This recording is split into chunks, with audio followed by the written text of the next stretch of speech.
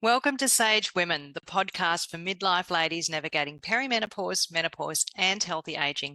I'm Melanie White, and each week I talk with experts and women sharing real stories, practical insights, and smart tips to thrive through this stage of life and beyond. It's Melanie White on the Sage Women podcast, and I'm here with Winnie Kok, who is the HR business partner and talent acquisition lead in an Asia Pacific global organisation. And today we're going to be talking about women in leadership, the challenges that they face, Winnie's own transformational journey through midlife and menopause, her aspirations as a mountaineer, and her transition into a new way of life, helping other women go through what she's been through before. Winnie, thank you for being here. I really appreciate you taking the time. It's my pleasure. I'm very happy to be here as well. Thank you. And so for the next, I suppose, 20 or 30 minutes, we'll be talking about a lot of your experiences just to really showcase what's possible for midlife women and perhaps what they need to be thinking about. But as a starting point, I suppose I'd love to find out what you see happening in global companies as an HR professional. What are the challenges that women are facing and what are the aspirations that they have?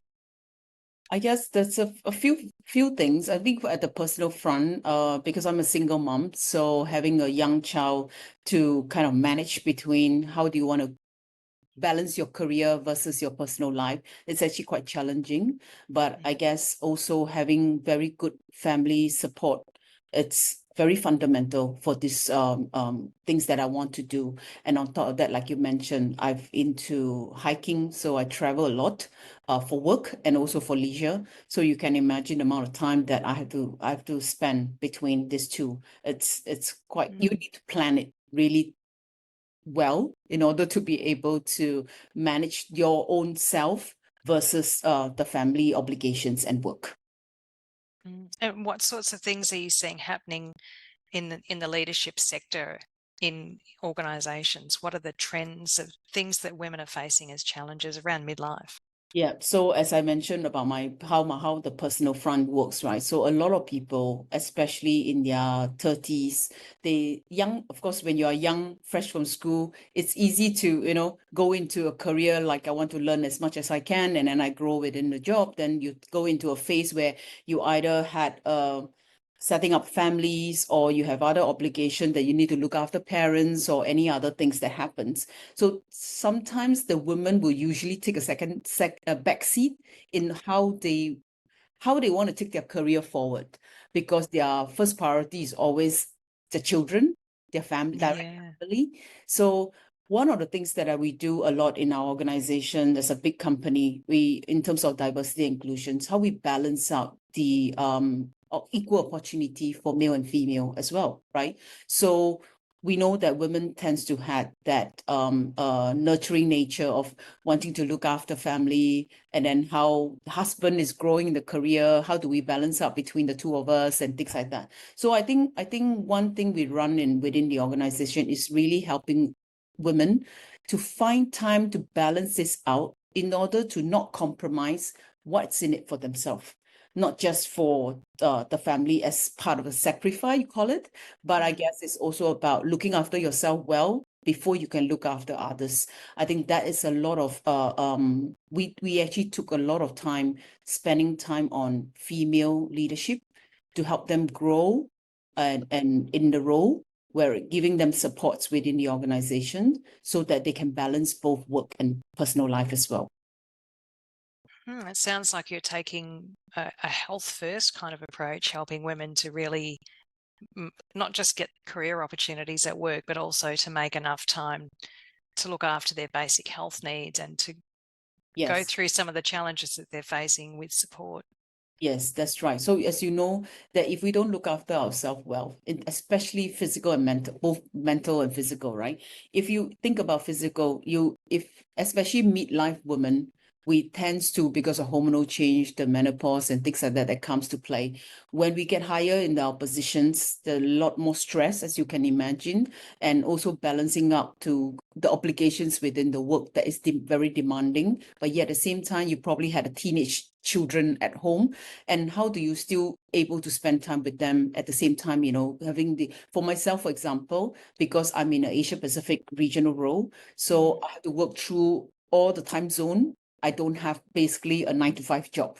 So I Wow. from Australia time all the way down to US time. And how do I still find time in between that you plan ahead of time where you can find time for your fitness exercise versus how to eat at the right timing so that you don't miss out on food, the nutritions that you need, and the quality of sleep as well. You might not sleep 8 hours, for example, but at least you know that you know when to switch off in order to be able to have time for yourself, recharge, so that you can come back fresh the next day. So these are the things that you need to, I mean, my personal experience, I'm able to plan ahead of time, looking at my calendars every day, to be honest, in order Yeah. to know exactly which are the time and days that I have time for myself.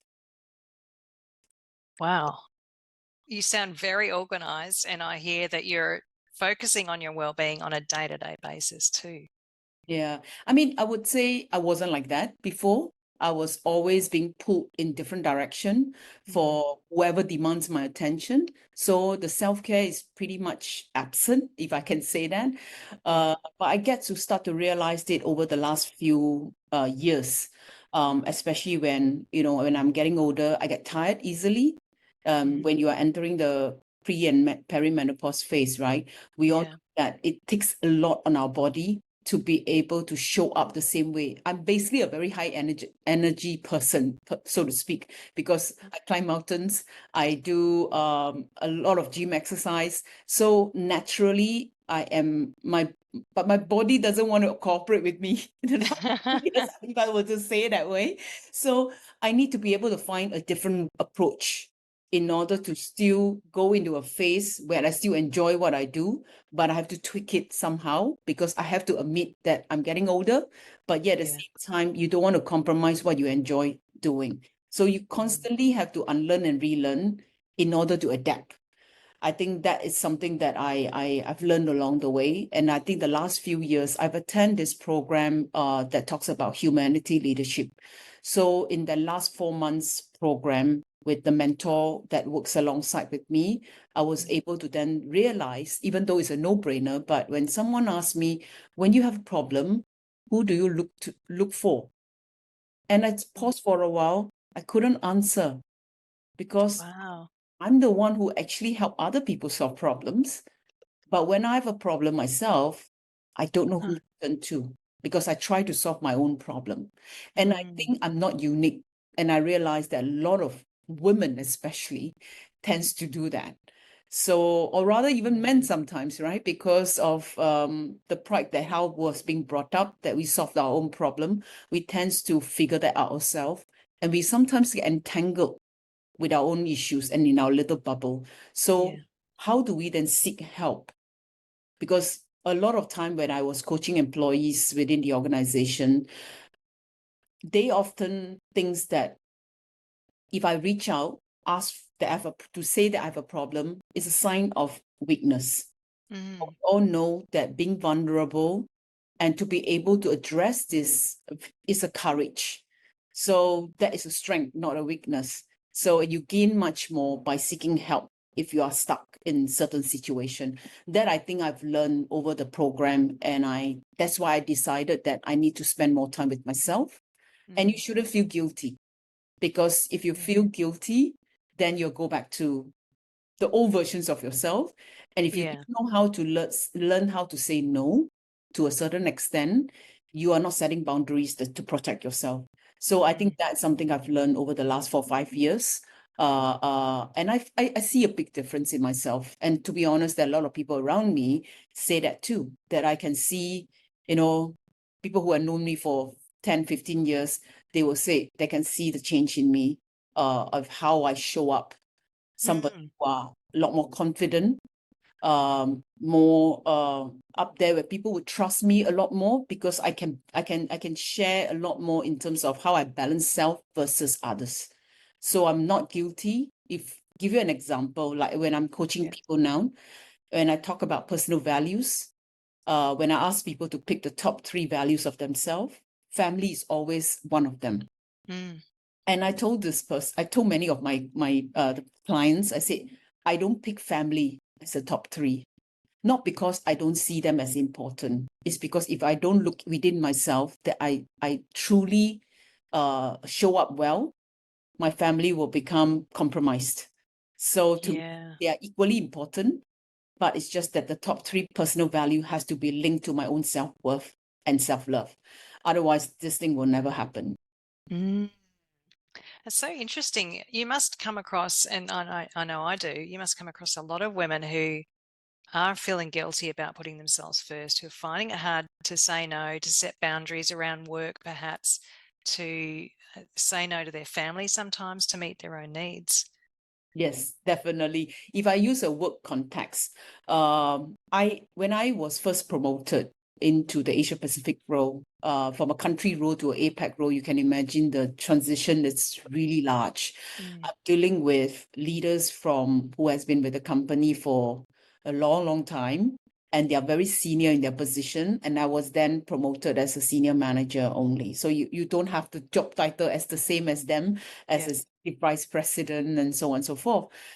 But one thing that I knew and my role was newly created. So you can imagine they never had a HR business partner telling them what to do and not to do. Wow. So I have to show up the way I was tasked to ensure that I'm on par with them, even though I don't have the job title.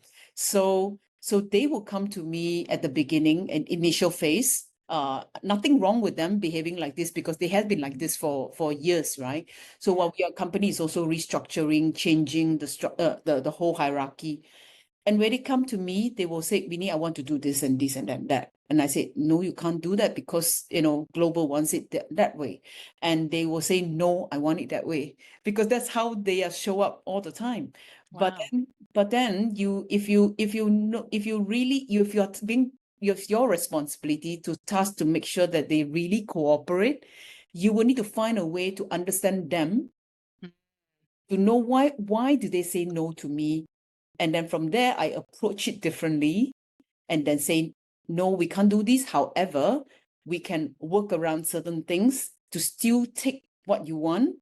And then I negotiate with global. So I become the bridge between them. So that's also to build trust over time. And that goes with my personal life. So if in any relationship that I'm in, be it platonic or even intimate relationship, that is something that I've learned over the years, that if I want to say no, I shouldn't be guilty, but I will need to be able to regulate my own emotion first before I show up and say, kind of negotiate what it's in between that we can meet so that both parties are happy. I'm hearing that you've stepped into a big challenging situation, an opportunity for growth, and you really stood up for that, and you invested in learning your own way of saying no and setting boundaries, but making it accommodating at the same time, so that and I love that you talk about regulating your emotions, because that's often the thing that gets in the way, right? We think, oh, I'm going to let someone down, or I'm not going to do the right thing, or they're going to get angry with me. And so we deflect, or we avoid, or we give in, or whatever it is. And then that leaves us in a deficit position. Yes, it's right. And also, and also when I'm coaching people, usually I will observe the personality type, because different personality show up differently, and they receive information differently as well. So I usually will observe their body language, what they say. Yeah. Sometimes what they say doesn't match with actually how they feel. So Yeah. you need to probe further. So one of the things that I do a lot is actually what they say on surface. I would never react. I will go deeper and ask them more questions, and then you will know what they actually truly mean. Because especially senior leaders, right? They are not easy to be able to tell you because of pride as well. They will not show up and tell you this is I'm scared because I'm fear of something or whatsoever. You are supposed to protect them, because that's my job too as a HR business partner. So in any relationship, I would say, whether work or personal life, and if you empathize, I think that empathy is one key thing that I've learned. If you can empathize the person's situation, you will be more willing to show up to help and support them through the transition. This part of change management, everybody has to go through. So I think that's basically how I've showed up. I think my job has helped me a lot in shaping the way I deal with people, because I'm personally from young, I'm very impatient. I like to do things quickly. And so sometimes when I was younger, I used to step on somebody's toe, and I was being told a few times. So, but over the years, right, you understand, if you empathize when you empathize and you listen, you're likely to get the response that you would be able to help them much more. Yeah.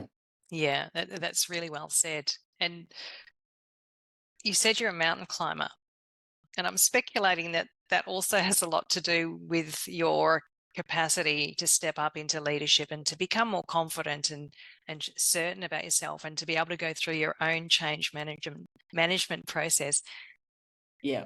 Tell us about climbing mountains. Like, what's going on there, Winnie? It's a very interesting journey, I would say. When I started climbing in year 2000, that was my first mountain. But I was ill prepared, and somebody just talked me through, like, hey, we're going to climb a mountain, let's go. And I was very young that time. I was in my 20s, so I thought, hey, I should be fit enough to do that. So I didn't exercise much, and I just went. That 3 days, 2 nights almost killed me. But I still managed to reach the top, because Yeah. my kind of like, oh, I didn't want to lose face. I need to make sure I get to the top. So there's a bit of that ego, so pushing me up. But then I suffered when I was descending, and of course the next few weeks. But since then, why I fell in love, as you probably see from this backdrop, I love the kind of view scenery that you gain when you are at top of the mountain, where this is something that you can see on TV and picture, but when you're standing on top of the mountain, you're seeing that down or in eye level. There's no words to describe. I can't even describe to you how I feel. So I think that was where I fell in love with climbing. But I've never still learned to enjoy the journey. I just know that I want to go there, but I never prepare myself properly. So I often suffer the whole journey. And I will come back regretting, through the whole journey, I'll be regretting. I'll come back, oh, I feel good, and I'll start over again.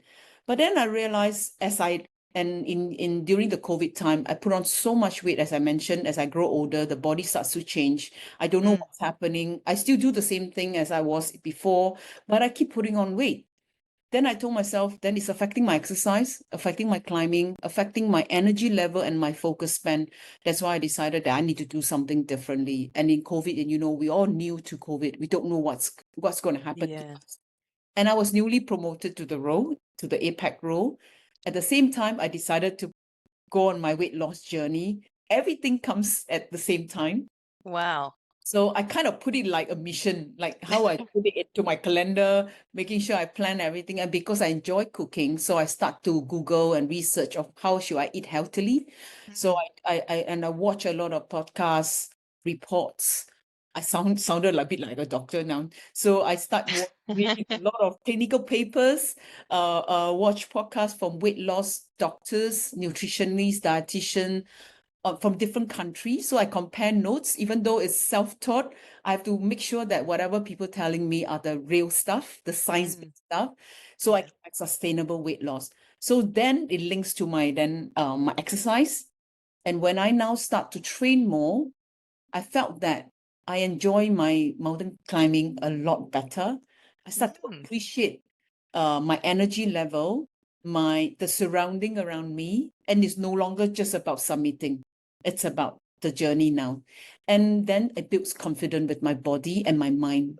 And one thing that show up for my leadership role from the climbing is emotional resilience.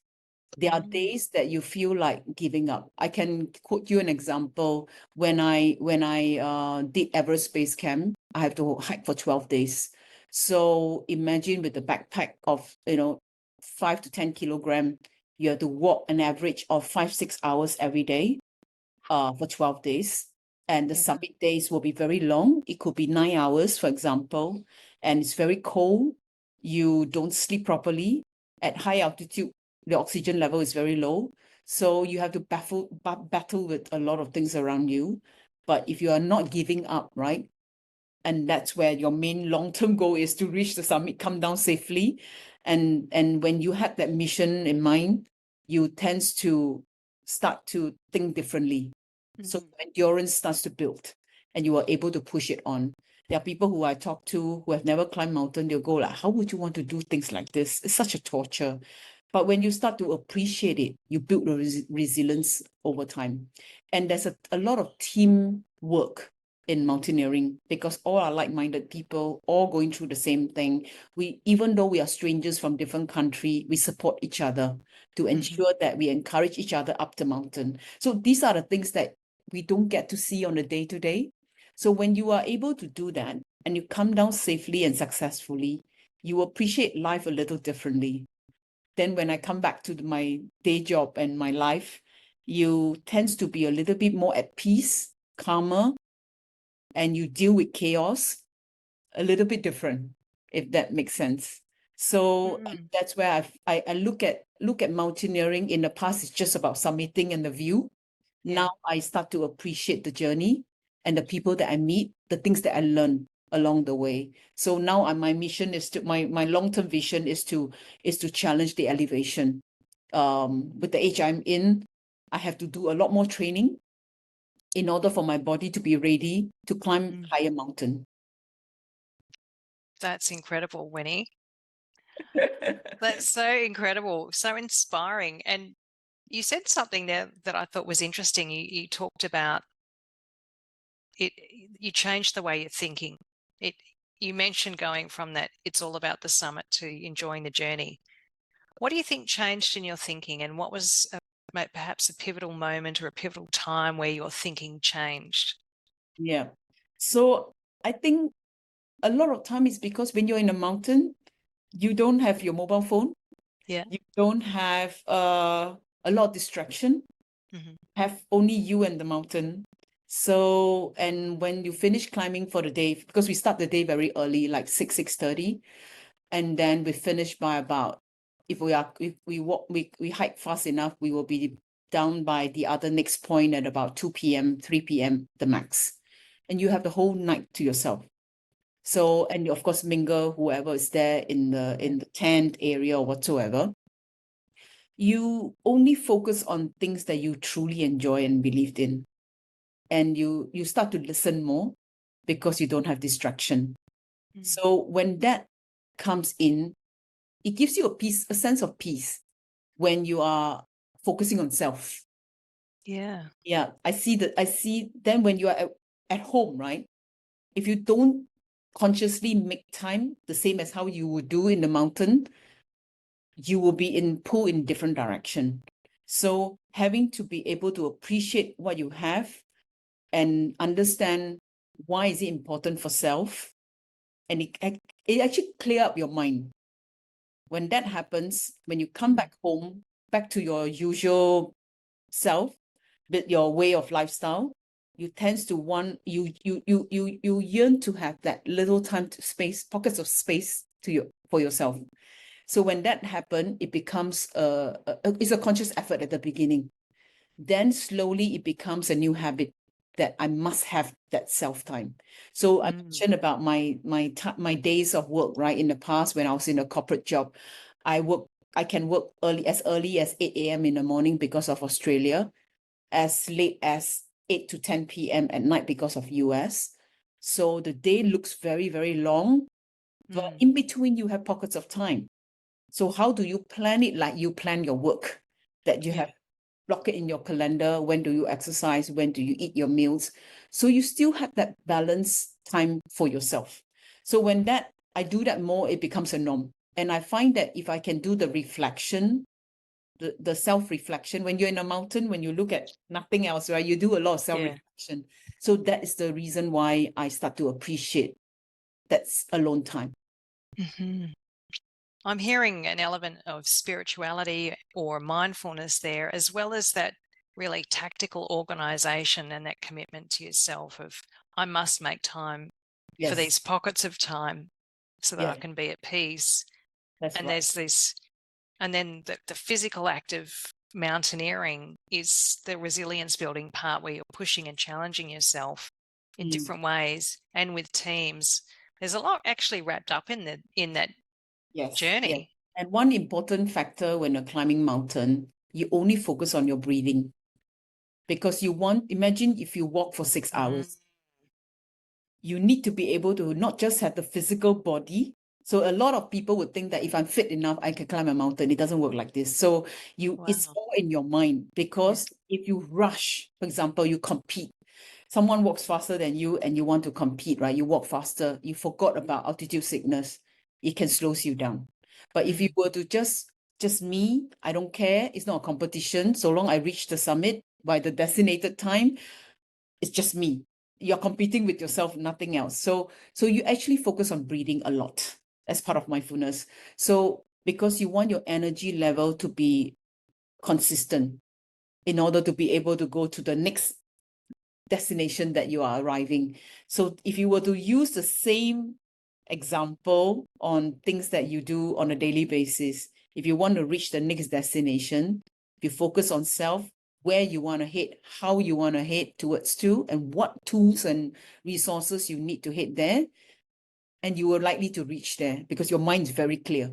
But the moment you have people who distracts you, competing with you, saying things that's bad, that, oh, you are going very slow, you need to speed up or whatsoever, it would kind of beat you up a little bit, and then it will slow you down. You probably would give up.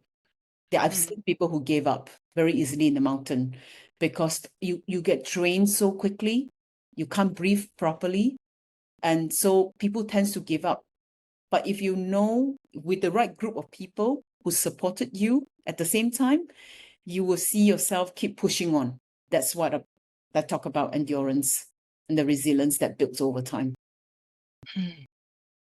It's such a metaphor for life too, isn't it? I mean, in our daily lives, we have to climb mountains, and sometimes that's also things like weight loss or getting through menopause. That is its own journey to a summit that we might not be able to see. And you've lost weight. Can you tell us a little bit about that too, Winnie? I know you touched on it earlier, but we'd love to learn a bit more about what's the transformation that you've been through, I suppose.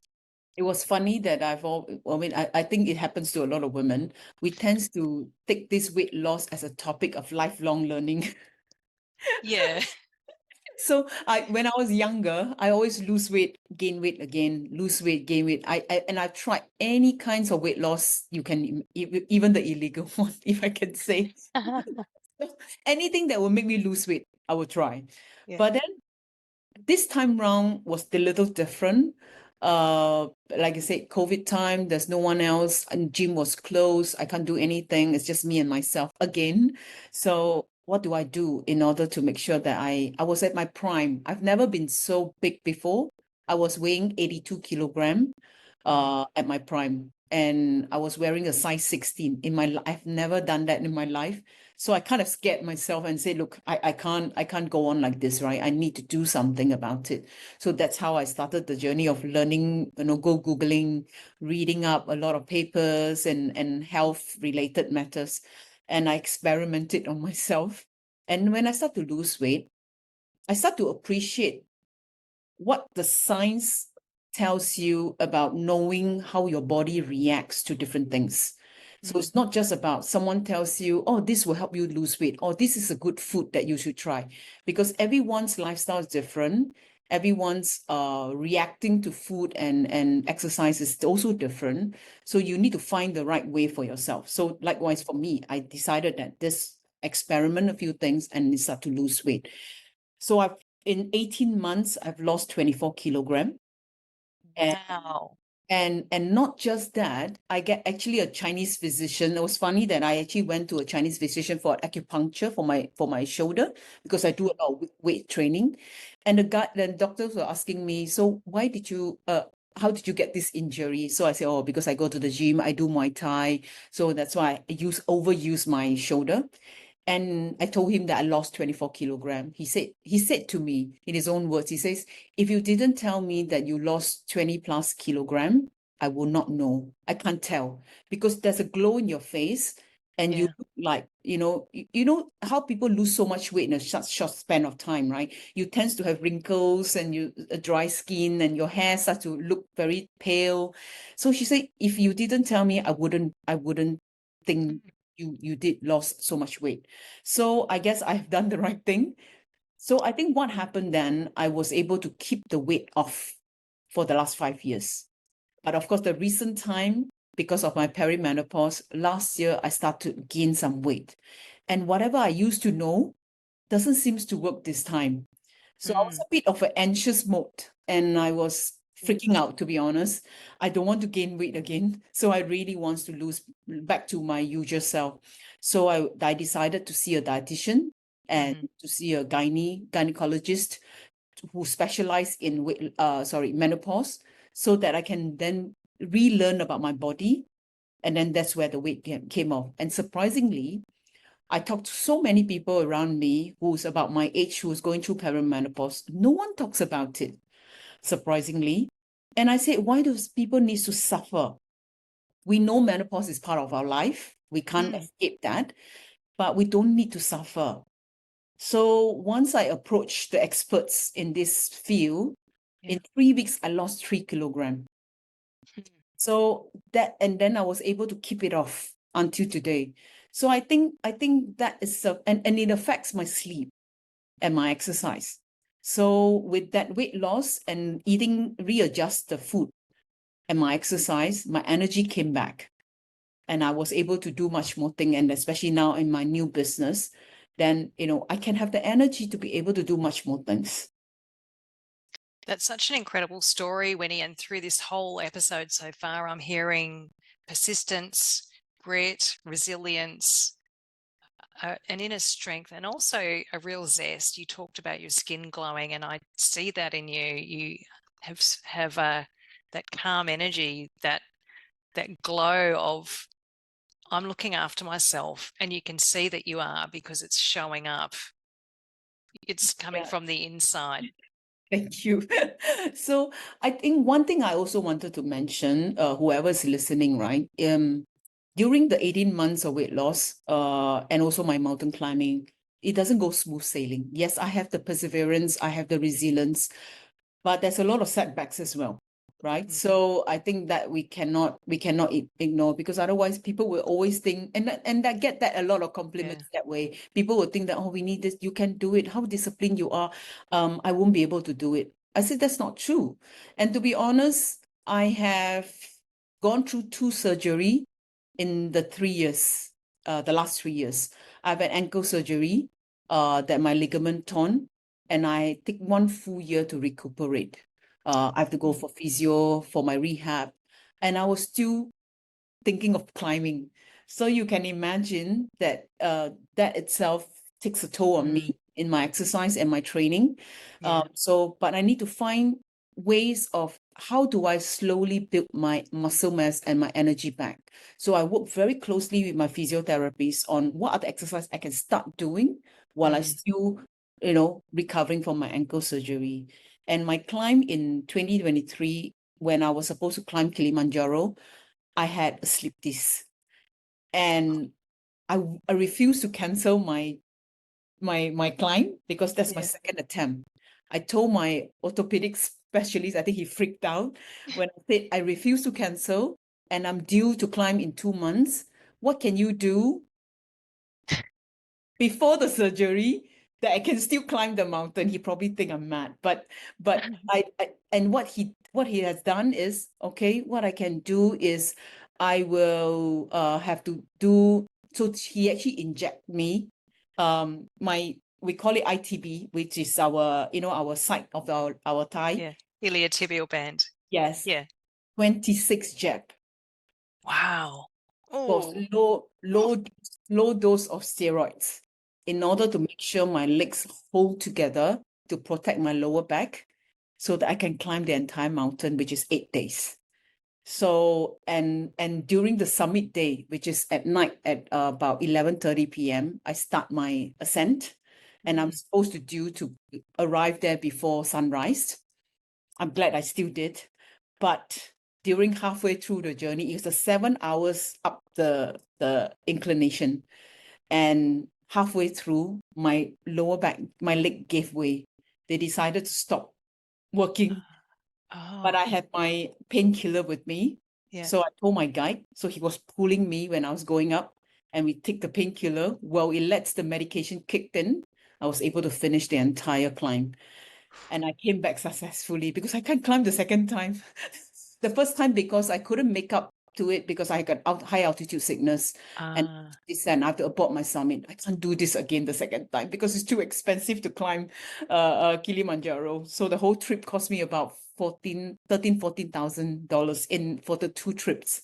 So I can't do this again. So I managed to finish it. I was very emotional when I arrived at the summit, to be honest.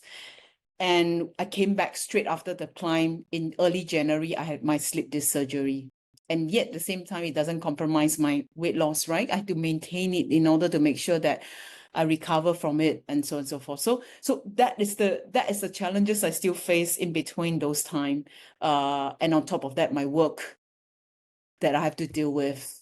And keeping that going. Yeah, keeping your family together, keeping your work going, keeping your training going, managing an injury. It's a lot to handle. And Winnie, as we start to wrap up, I suppose I'm really interested in what you're going to do with all of this experience that you've got from HR, corporate professional, mountain climbing, your own personal weight loss journey, and a significant transformation, and some really important skills that you've learned along the way of loving the journey. Where is it all going for you? Yeah, so I've decided to start my own business as a health and wellness coach. So I really do see so much benefit be going through the journey with a lot of help from people, as you can hear from my story, right? I didn't do this all by myself, even though, yes, I'm determined to do it. But without the support from the external people, from family, from people just taking on my crazy ideas and supported me through, to be honest, I won't get to where I am today. So now going through a new change myself, right? From somebody who is very comfortable in my corporate job, get a good paying salary, and now going into, I don't know where my next paycheck will be. But I still quite determined that this is the path I want to go, because I benefit so much from all this lifelong learning. And I really think that if I can touch somebody's heart and really help them along in making small changes in their life, I think that to me is a much more from a I call it a wealth abundance. It's not so much of finances anymore. It's really seeing someone change for the better in their own life. So much fulfillment for me. I think that's at my phase of my life right now. I think that's what I look for. And that's the reason why I decided to start this business. Isn't it an interesting time of life, midlife, when you start to throw everything up in the air and say, who am I now? And what's really meaningful and purposeful? And I can hear your journey and your experience is something that you can translate into other people's experiences. You can help them to go on their own journeys.